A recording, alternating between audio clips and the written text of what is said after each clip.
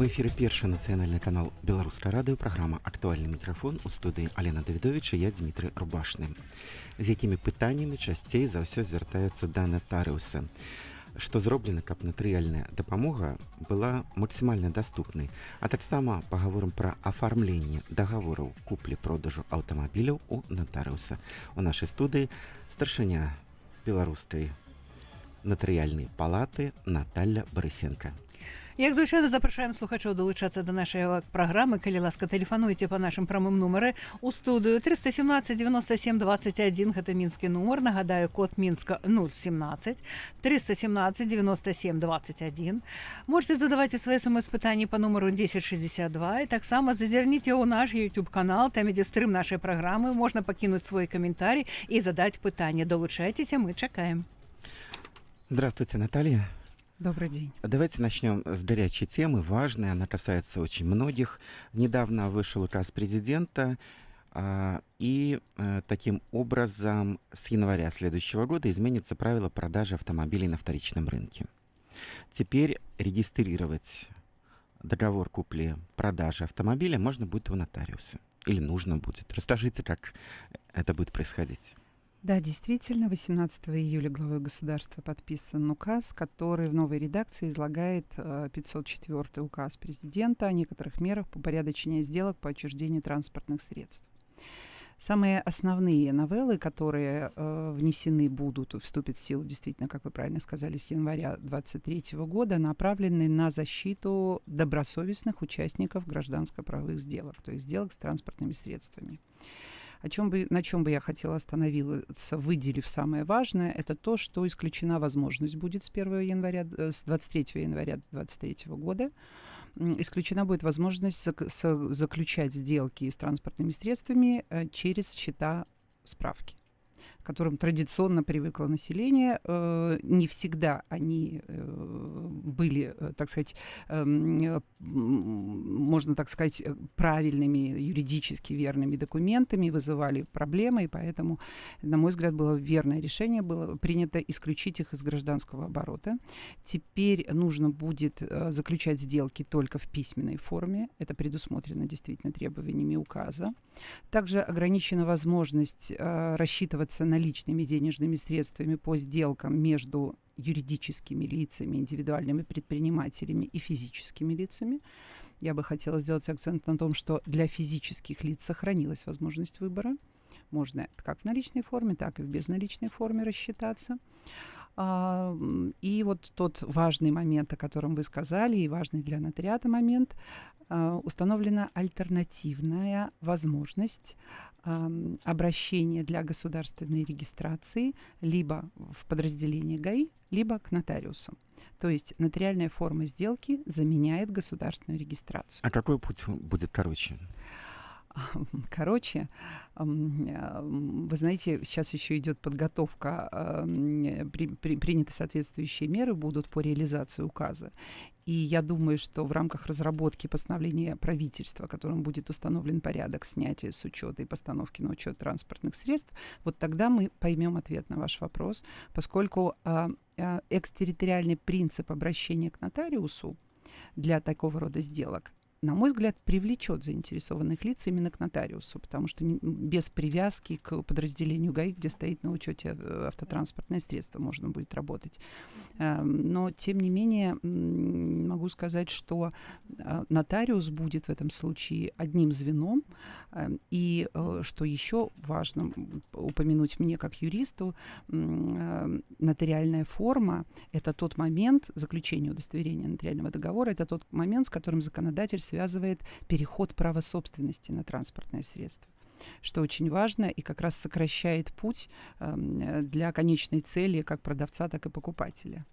Да, поэтому я могу сказать, что нотариальная форма, она действительно будет достаточно коротким, простым и удобным путем для продажи либо приобретения транспортного средства. У вас будет какая-то общая информационная система с ГАИ? Да, об этом я хотела тоже упомянуть. Прямо в указе предусмотрена необходимость информационного взаимодействия между нотариусами и подразделениями ГАИ. Нотариусы будут, удостоверяя сделки, пользоваться актуальной информацией, полученной из информационных ресурсов ГАИ. И напрямую, самостоятельно нотариусы будут направлять сведения в подразделение ГАИ по удостоверенной сделке. То есть не будет необходимости продавцу либо покупателю обращаться в ГАИ. Информация о договоре поступит от нотариуса. 2023 год мы будем работать на бумажных носителях, а с 1 января 2024 года предусмотрено чисто информационное взаимодействие между нотариусами и подразделениями ГАИ. Будет работать так называемая система с системой, Белорусской нотариальной палаты система информационная система ГАИ, и право собственности перейдет непосредственно после удостоверения нотариального договора. Сведения попадают, и человек просто придет, на мой взгляд, это так должно быть, придет и получит техпаспорт со своей фамилией на соответствующее транспортное средство, которое он приобрел. Положение указа позволит создать дополнительные условия для защиты прав добросовестных продавцов и приобретателей транспортных средств. Это очень важно, потому что это, как правило, дорогая покупка. Не всегда покупатель, например, знает историю автомобиля, кому она принадлежала, законно ли продавец приобрел право собственности на нее. Поэтому, когда оформление идет через нотариуса, возможно, это какая-то дополнительная гарантия.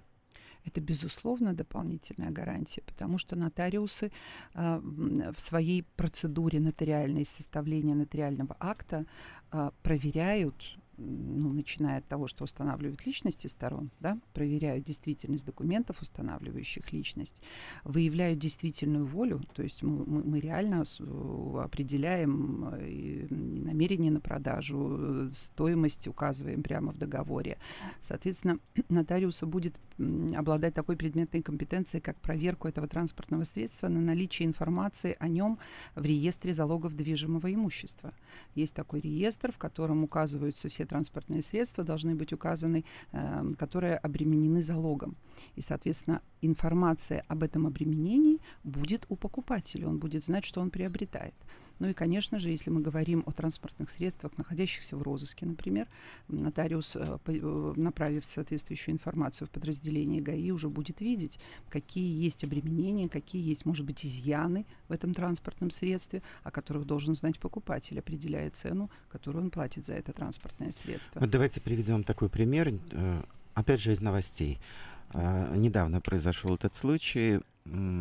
Белорус купил автомобиль, рассчитался за него, а потом оказалось, что этот автомобиль был в угоне. Первоначально это автомобиль из проката, но его угнали, причем угнали на территории России, и фактически покупатель пострадал. Чтобы не происходило таких случаев, какие инструменты есть у нотариуса? Можете ли вы узнать всю информацию об автомобиле, чтобы защитить наших граждан? Белорусский нотариус может работать и будет работать только удостоверяя транспортные средства, которые имели регистрацию на территории Республики Беларусь. Это надо сразу определиться. И поскольку транспортное средство зарегистрировано в Республике Беларусь, в подразделении ГАИ на это транспортное средство имеется соответствующая информация. Вот всем объемом, всей той полнотой информации, которой обладает ГАИ, будет обладать и нотариус. Это абсолютно точно. При этом мы еще будем, еще раз повторюсь, проверять это транспортное средство на наличие информации в реестре залогов движимого имущества. Поэтому вот вы упомянули ситуацию конкретную. Если подразделения ГАИ обладали информацией о том, что оно угнано было, то этой же информацией будет знать и обладать и нотариус для того, чтобы предупредить участников нотариальной сделки. При купле-продаже вот таких дорогих вещей, машины, квартиры, зачастую указывают неполную стоимость. Может быть, это покупателям, продавцам выгоднее таким образом.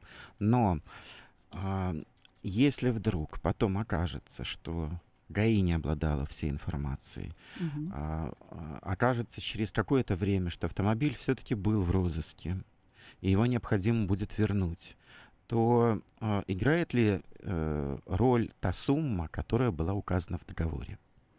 Абсолютно точно. И здесь нужно еще упомянуть о так называемой добросовестности приобретателя. Если приобретатель со всей осмысленностью и добросовестностью соблюл все требования действующего законодательства, обратился к соответствующему должностному лицу, то есть нотариусу, за удостоверением договора, указал в договоре реальную стоимость, которую он оплачивал по этому договору, то даже при наличии спора судебного этот добросовестный приобретатель может защитить свои права таким образом, чтобы и транспортное средство у него осталось. Это максимально, что возможно вообще в рамках судебного разбирательства. Но уж если транспортное средство необходимо будет вернуть предыдущему владельцу, то добросовестный приобретатель абсолютно точно может рассчитывать на возвращение ему всей той стоимости, которая была указана в договоре купли-продажи. И, соответственно, я могу ответить на ваш вопрос однозначно. Необходимо реальную стоимость указывать в договорах купли-продажи как транспортных средств, так и любого другого имущества, которое мы с вами либо продаем, либо приобретаем. Какие-то дополнительные расписки, свидетельские показания здесь уже могут не сыграть роль? Вы знаете, нотариус в данном случае, как мы говорим, выступает таким свидетелем, наделенным неким объемом административных функций. Ведь нотариальный договор — это вот с недавних пор мы такой термин ввели в закон о нотариальной деятельности, такое понятие есть, как нотариальный акт. Так вот, удостоверенный нотариусом нотариальный акт является действительным. Все те факты, которые в нем изложены, права и обязанности сторон, которые установлены в нотариальном акте, являются действительным и достоверным источником информации. И все, что указано в акте, не может быть оспорено, если сам акт не признан недействительным в силу каких-то причин.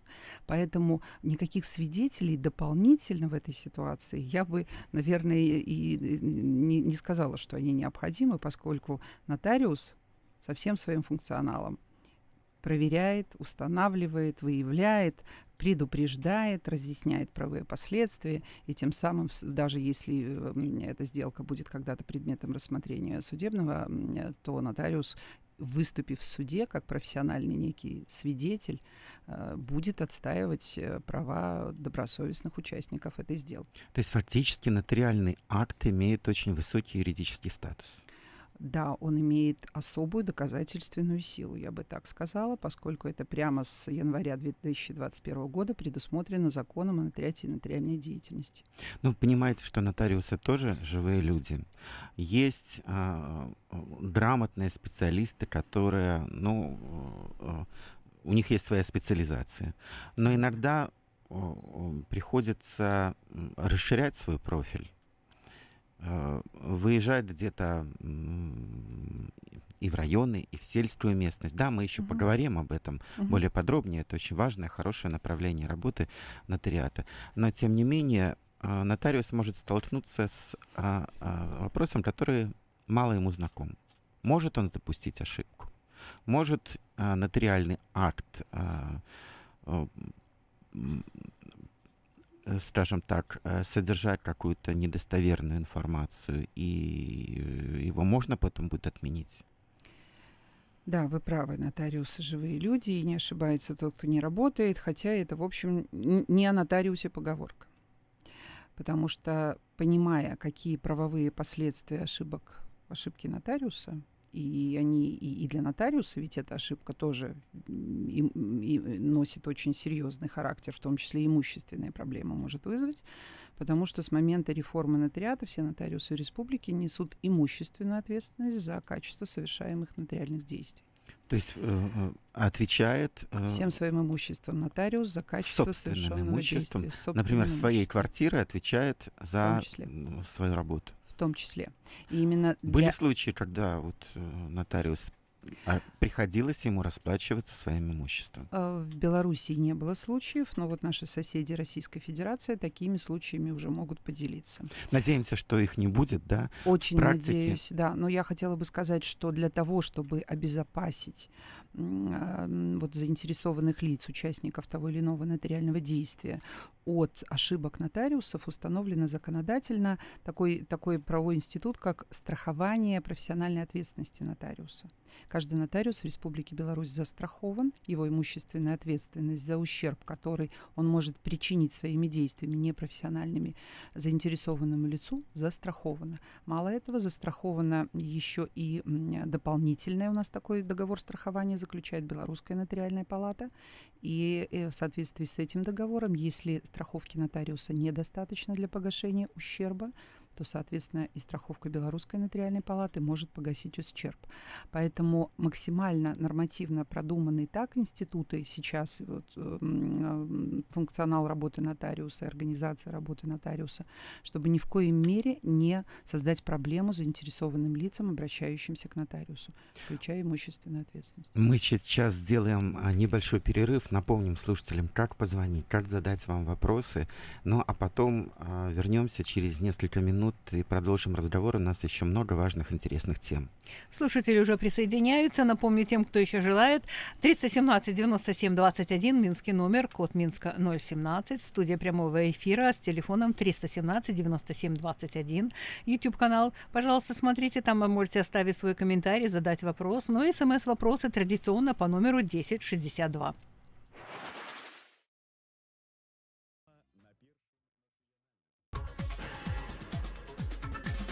Это программа «Актуальный микрофон». У нашей студии старшыня Белорусской нотариальной палаты Наталья Борисенко. Наш телефон 8017, гэта код Минска. Городский номер 317 97 21. 317 97 21. Звоните, можете задать питание. Так само короткий номер для СМС 1062. И коли можете открыть YouTube, знайсці наш канал «Белорусское радио», сочите за трансляцией, так само покидайте свои комментарии.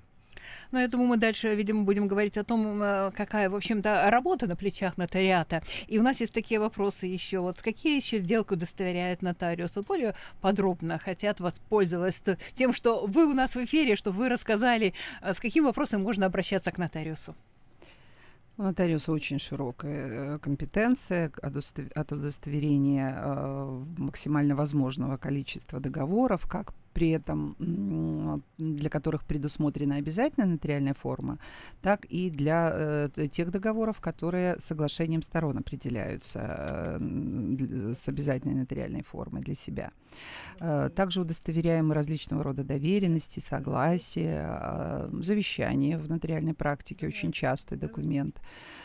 Из договоров можно отметить брачно-семейные правовые конструкции. Это брачные договоры, которые очень достаточно часто сейчас удостоверяются. Насколько часто, можно сразу уточнить? Потому что их, в принципе, популяризируют, о них рассказывают, но, возможно, они еще не так популярны, как это надо было бы. Вы знаете, не так давно появилась возможность удостоверять брачные договоры с 1999 года. Это только вот появился у нас такой правовой институт, поэтому сказать, что не обращаются в необходимых случаях, я не могу. У нас более 4000 договоров в год в среднем заключается брачных договоров. Может быть, не совсем еще, знаете, менталитет такой у белорусов сформировался в части заключения брачного договора, потому что зачастую слышишь информацию, ну вот, брачный договор, значит, нет любви, значит тут какой-то меркантильный интерес. Но я как профессионал могу сказать, что тот, кто любит, тот и ответственен за вторую половину своей семьи, а брачным договором мы можем определить вот эти пределы этой ответственности на случай, если где-то как-то что-то друг друга не поймут в будущем, потому что брачным договором можно очень широкий спектр правоотношений урегулировать, начиная от каких-то имущественных вопросов, заканчивая личными неимущественными. Как нотариусы любят шутить, очередность выноса мусора или мытья посуды можно урегулировать в брачном договоре, но так и есть, иногда мы это делаем, кормление животных и так далее. Но это я так сейчас шучу. Но вообще, получается, действительно, очень многие сделки можно заверить у нотариуса, Особенно, когда такой болезненный вопрос, когда люди одолжают друг другу деньги, даже близким друзьям. Договоры Есть, займа, да. наверное, и иные способы подстраховаться, да. Мгм. Не все же идут к нотариусу это заверять. Но есть еще такой момент, который, может быть, останавливает людей. Все-таки есть государственная пошлина. И она исчисляется в базовых величинах, да? Она Нотариальный тариф, привязана. он привязан, да, к базовой величине. Да. И фактически получается, что ну, деньги не такие, не символические. Поэтому вот такой вопрос, вправе ли нотариус, например, уменьшить пошлину, да? Мгм. Есть ли какие-то возможности, может быть, бесплатно вообще произвести нотариальное действие? Ну, давайте начну несколько вопросов в вашем, подвопросов в вашем вопросе. Начну с последнего. Действительно, постановлением правительства определены ставки нотариального тарифа по всем нотариальным действиям, которые нотариусы совершают, и не только нотариальным действиям, а еще оказываемым нотариусом услугам правового характера, таким как консультирование, техническое оформление документов и так далее. То есть у нас все регламентировано, и действительно привязка идет к базовой величине. Также в этом постановлении правительства определен очень широкий круг лиц, организаций, субъектов, которые в соответствии с постановлением освобождены от уплаты тарифа полностью либо частично. К таким категориям относятся, например, пенсионеры, инвалиды первой и второй группы, организации, множество этих организаций, взыскатели, обращающиеся к нам за совершением исполнительных надписей. Это такие категории, как в прошлом налоговые органы, фонд соцзащиты, страховые организации, Национальный банк, МВД учреждения. То есть очень большая категория лиц. В целом нотариат совершает более 10% ежегодно нотариальных действий, которые освобождены полностью либо частично от нотариального тарифа.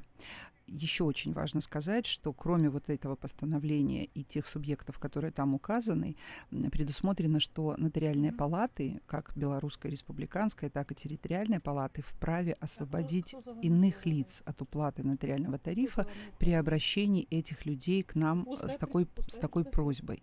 И у нас очень много обращений, какое-то количество обращений, сейчас я уже статистику не буду называть, но они у нас есть.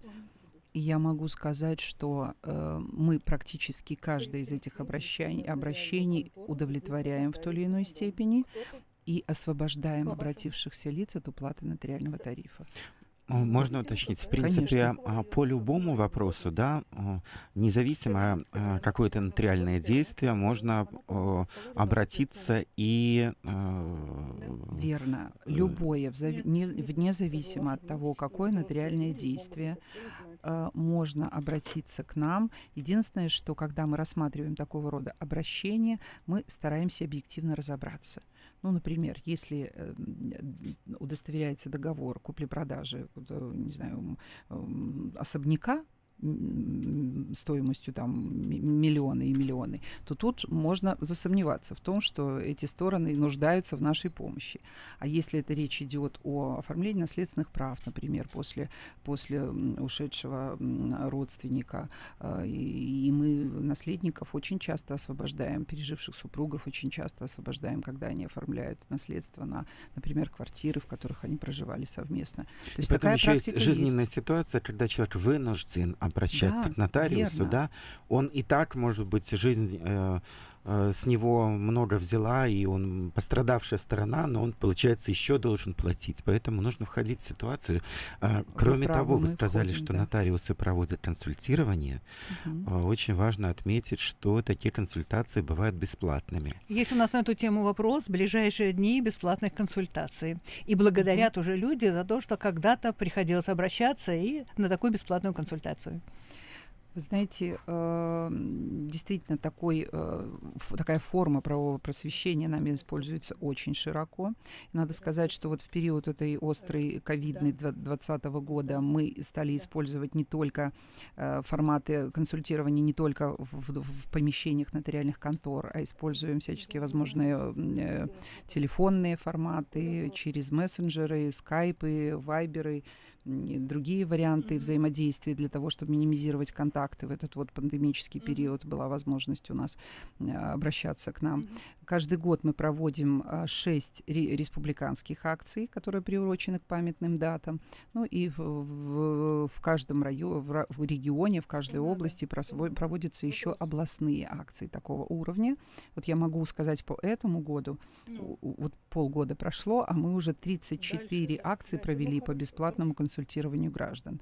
В рамках этих акций дано более 6,5 тысяч бесплатных консультаций. То есть если есть потребность... Спрос есть, конечно, да, виден. есть спрос, и люди ждут, когда следующая акция. И вот отвечая на вопрос, который мне был задан, ближайшая республиканская акция по бесплатному консультированию будет проведена 16 сентября в преддверии Дня народного единства.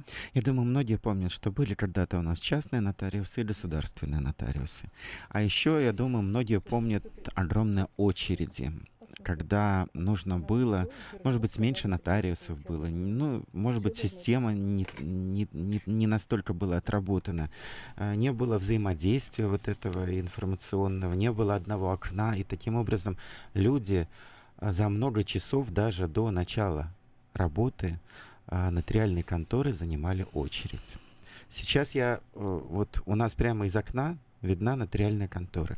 Мы там очередей не видим никогда. Как вам удалось изменить эту ситуацию? Ну, вы знаете, такой серьезная работа по установлению оптимального количества нотариусов в стране, по определению точек нотариального обслуживания, максимально разбросанных. Ведь мы в рамках реформы, которая у нас произошла, вот в следующем году будем десятилетие отмечать, мы сохранили систему доступности. Мы не закрыли ни одной нотариальной конторы. В каждом районе и даже в небольших населенных пунктах есть у нас нотариусы. Поэтому могу сказать, что это случилось благодаря кропотливой, серьезной работе каждого нотариуса страны. И мы над этим постоянно работаем, постоянно совершенствуем механизмы, информационные технологии нам, опять же, в помощь, которые мы используем сейчас для формирования, для автоматизации каких-то процессов нотариальной деятельности. Тот период, о котором вы сказали, я застала, и тогда мы печатали на механических машинках наши договоры. Это было очень долго, сложно. Перепечатывали, нельзя было ошибиться. Если делали ошибки. Поэтому сейчас все информационные технологии нам в помощь.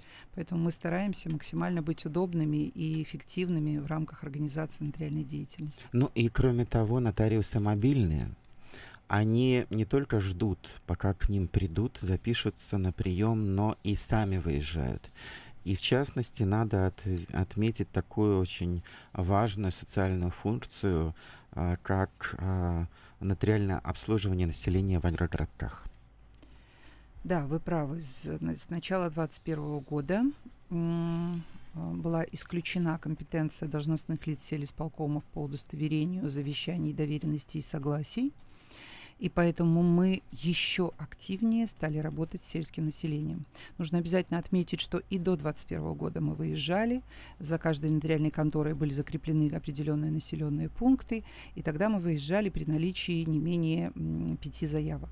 Сейчас, поскольку скорректировано было законодательство, нотариат выезжает, работает с агрогородками еще более эффективно, и нотариус поедет в конкретный населенный пункт при наличии не менее одной заявки. А как эти заявки формируются? Раз в квартал создается определенный график.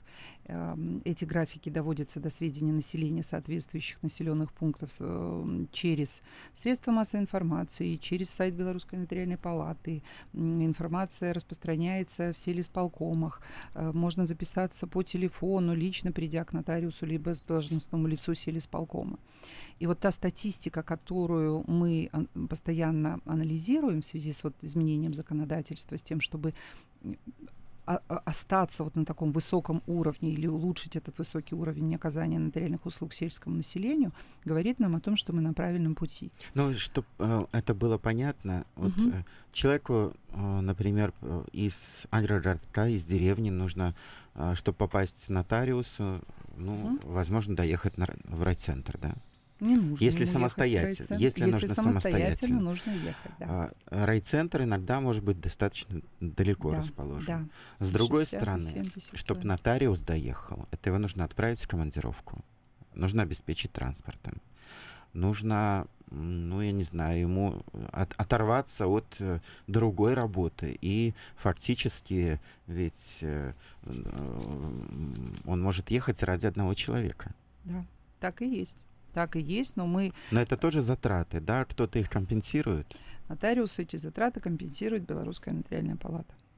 И в том числе затраты на транспорт. И даже если нотариус едет на своем личном транспорте, у нас с локальным актом мы определили компенсацию за бензин. Мы четко понимаем, что сельское население должно пользоваться услугами квалифицированного юриста, потому что бывали проблемы, о которых не хочется сейчас говорить, когда мы сталкивались при оформлении наследственных прав с завещаниями, удостоверенными не юристами. И понимаете, Главврач, что это... например, да? Там... Ну, там не главврач, там речь шла об удостоверении должностным лицом сельского исполкома. Это мог быть доктор, я не знаю, это мог быть учитель по образованию человек, но не юрист. Зачастую там не юристы были. И поэтому, чтобы исключить нарушение прав граждан вот в рамках, в том числе, оформления наследственных прав по завещаниям, которые мы не могли понять их суть, нужно было отправлять людей в суд для толкования завещания. Ну, о плохом не хочу сейчас. Нотариусы действительно задавали все те же вопросы, которые вы сейчас задаете. Мы все это объективно, поскольку мы организация, которая работает на принципе самоуправления и самофинансирования, все вопросы финансирования мы решали. Но я просто хочу сказать, что с переходом вот на новую систему работы у нас увеличилось количество нотариальных действий для сельского населения в 4 раза. С выездом в агрогородки. Даже показательно, 2021 год мы сравнили первую половину и первую половину 2022 года, на 10% рост идет. И я считаю, что это для нас однозначно говорит о том, что население восприняло эти изменения. И очень много благодарных клиентов к нам обращаются за то, что вы приехали. Ну это проще. Понимаете, это просто... Вот ты обратился на сайт, посмотрел, когда в твоем населенном пункте будет специалист. Ты оставил заявку, хочешь письменную, хочешь электронную, какую удобно, хоть по телефону. Приехал специалист, на месте все оформил, зарегистрировал, отдал тебе документы и уехал. Мне кажется, что это абсолютно доступный вариант оказания юридической помощи на месте. Наталья Владимировна, ну еще есть такая у вас компетенция, как выезд нотариуса на дом. Нам позвонила слушательница, 87 лет, хочет оформить завещание. Говорит, хочу вызвать нотариуса на дом. Как это сделать? Жительница Первомайского района Минска. В Минске работает в Первомайском районе несколько нотариальных контор. Информацию о телефонах и режиме работы можно получить на сайте Белорусской нотариальной палаты. Также могу номер сейчас прямо сообщить вам колл-центра. У нас работает тут уже 2-й год в Минске единый центр для предварительной записи к нотариусу, который может помочь записаться даже не к Первомайскому, не нотариусу Первомайской нотариальной конторы, а какому-то любому свободному другому нотариусу. Поэтому выехать на дом – это тоже наша сфера обслуживания, так сказать, нотариального, не могу сказать. А в принципе человек может обращаться к любому нотариусу, к любому да, нотариусу, независимо. У нас вообще сейчас территориальный принцип практически максимального большинства нотариальных действий. Так вот, номер единого клиент-центра нашего плюс 375 29 114 45 45. Я думаю, кому надо, запомним. Если в случае чего сейчас перезвонят, мы напомним. Да. И еще такой у нас есть вопрос. Вправе ли нотариус при каких-то сделках оставлять у себя какие-то документы? Вот слушательница взволновалась, она оформляла вступление в наследственные права, и вроде бы, с ее слов, нотариус оставил у себя какой-то документ, который удостоверяет какие-то права на приватизацию. Или все-таки должен сделать копию и отдать оригинал непосредственно человеку, который пришел на прием? Нотариальный процесс, процедура, я бы так сказала, очень формализован. И все, что делает нотариус, четко прописано в инструкции о порядке совершения нотариальных действий и иных нормативно-правовых актах, которые регулируют эту деятельность. Поэтому, да, нотариусы забирают правоустанавливающие документы при удостоверении сделок либо оформлении наследственных прав, которые связаны с переходом права собственности на иное лицо. Потому что вот я предполагаю, тот документ, тот договор приватизации, о котором, наверное, наша слушательница говорила, он подтверждал право собственности наследодателя и участников приватизации на это вот недвижимое имущество, которое вошло в наследственную массу. И нотариус правомерно забрал этот документ. Если есть сомнения, можно обратиться на наш телефон горячей линии Белорусской нотариальной палаты, либо написать электронное обращение на сайт Белорусской нотариальной палаты. Там все просто. Открываешь закладочку, находишь электронное обращение, и мы ответим, разберемся буквально детально в каждом случае и дадим консультацию по каждому вопросу, который интересует слушателей. Вы уже отметили сегодня, что скоро 10 лет, как произошла реформа нотариата в Беларуси. Куда движется система? Вот в образовании есть болонский процесс, мы знаем, да? У нас какая модель развития, работы создана? Это может быть своя модель, либо мы взяли пример с какой-то страны. Ну, вы знаете, на всем постсоветском пространстве формируется так называемая модель латинского нотариата, которая характеризует нотариуса как орган досудебного правосудия. То есть нотариус является активным лицом, удостоверяя нотариальный акт. Нотариус внедряется в содержание этого нотариального акта, проводит его правовую экспертизу, оценивает все элементы и содержания, и формы этого нотариального акта. Есть другая система англосаксонская нотариата, которая нотариусу место определяет такую достаточно статичную фиксатора фактов.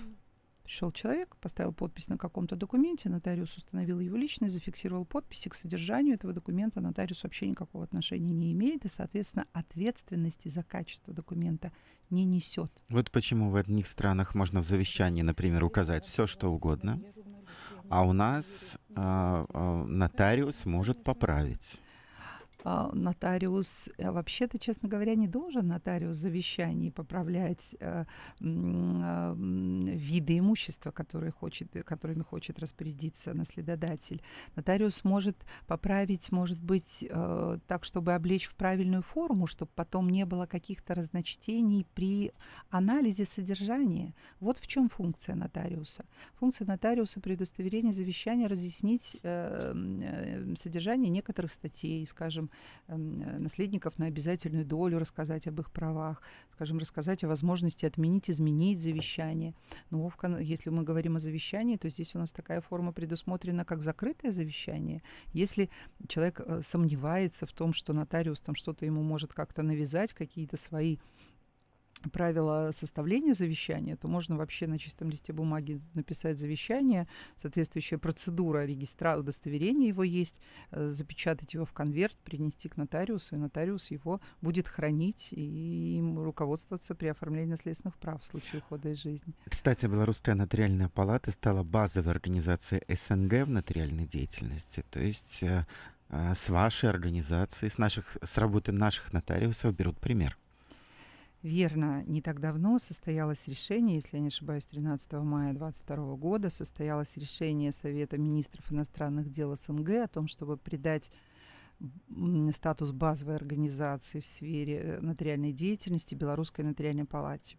Я бы хотела подчеркнуть, что на просторах СНГ это вообще первая базовая организация в сфере юстиции. До этого момента было порядка 90 организаций базовых, которые разными вопросами занимались, но в сфере юстиции не было. Именно наше Министерство юстиции Республики Беларусь обратилось с такой инициативой в Совет министров иностранных дел эксперты поработали над положением, и, соответственно, Белорусская нотариальная палата показала себя с лучшей стороны, я так надеюсь, и на нас такая очень серьезная ответственность в этой части выпала по формированию общих подходов в регулировании нотариальной деятельности на пространстве СНГ. И вот в ближайшее время, буквально в исполкоме СНГ, 24 числа состоится первая встреча стран-участниц СНГ, представителей нотариатов этих стран, где мы будем определять планы дальнейшей деятельности, созовем, так сказать, создадим общественный совет при базовой организации. Ну и если вы хотите спросить у меня, возможно, хотите о том, чем мы будем заниматься, в первую очередь я думаю, что мы будем заниматься проблемой признания электронных документов, оформленных на территории того или иного государства СНГ. Потому что в рамках совершения нотариальных действий, оформления запросов о правовой помощи, мы видим одну большую проблему – бумажный носитель. И вот, опять же, коснусь этой нашей пандемии, которая прервала логистические цепочки, при этом создала очень большие сложности для оформления, в том числе наследственных прав гражданами иностранных государств. Очень важная тоже тема. Наверное, и законы определенно нужно корректировать будет. Верно. И законы, и конвенцию Минскую, Кишиневскую. Это международные договоры наши, которые определяют порядок работы нотариуса в рамках правовой помощи. То есть мы действительно видим очень серьезное направление этой работы. И мне кажется, вот создание этой базовой организации на какой-то новый уровень должно поднять наше международное нотариальное взаимодействие. Большое вам спасибо. Сёння ў нашай студыі была старшыня беларускай натарыяльнай палаты Наталья Барысенко.